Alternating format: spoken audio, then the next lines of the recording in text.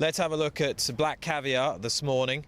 Now, the eager beavers amongst the press corps were dispatched to the lime kilns at 4:30 this morning to get a glimpse of Black Caviar, and our cameras were there.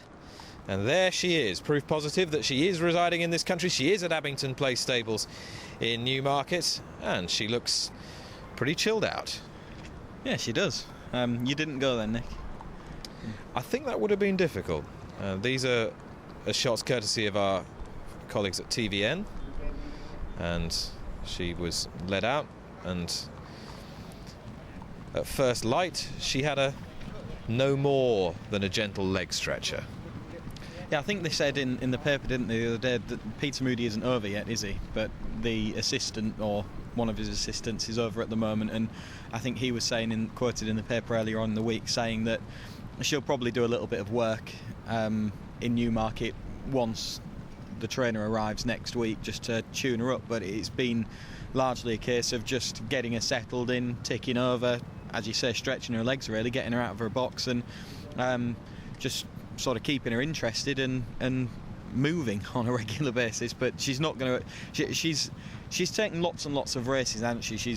She runs on a regular basis in Australia, so fitness isn't going to be an issue. They're not going to need to keep pumping work into her, and they're going to want to have given her plenty of time to get over that flight, because it's the first time that she'll have travelled to that extent. So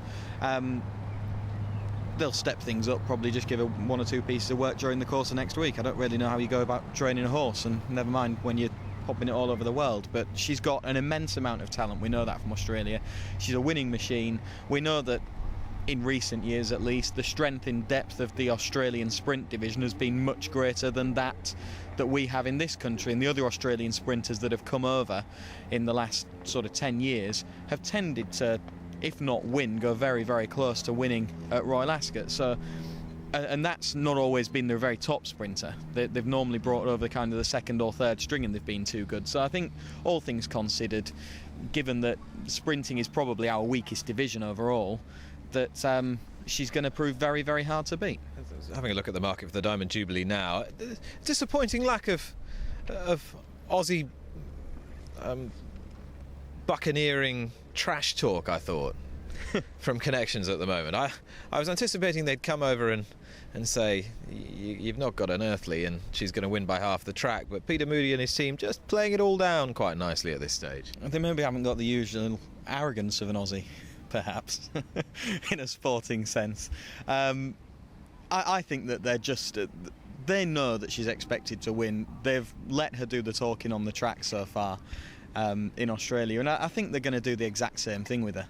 And they don't need to be coming out. Everyone knows that she's brilliant and that she's probably going to be far too good for ours, but you're basically setting yourself up for a fall if you start talking about it as well and saying that she's going to absolutely hammer everything. They don't need to, do they? And she's got a reputation without it being built up. There's no point in setting her up for a fall. Yeah, we'll just say it for them. She's going to absolutely hammer everything. Black Caviar, alive and well, and the temporary resident at Abington Place Stables at Newmarket. And those shots that we brought you a few moments ago, courtesy of our friends at TVN. Thanks to them for those.